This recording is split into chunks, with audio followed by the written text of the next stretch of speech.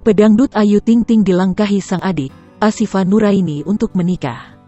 Siva dan sang kekasih, Nanda Fahrizal rencananya akan menggelar pernikahan tahun depan, 2022. Menjelang pernikahan, Siva sudah menyiapkan beberapa hal termasuk foto prewedding. Ayu bersama Bilkis dan Umi Kalsum ikut menemani. Pagi, Ikis, morning, sapa Ayu Ting Ting di Instastory, Senin tanggal 27 Desember tahun 2021. Terlihat Ayu mengenakan kaos putih. Bilkis yang duduk di belakang memakai kaos putih dan hot pants jeans. Kita mau menyusul Aunty Siva, pemotretan prewed di daerah mana sih nggak tahu. Terus kita mau kemana Kis?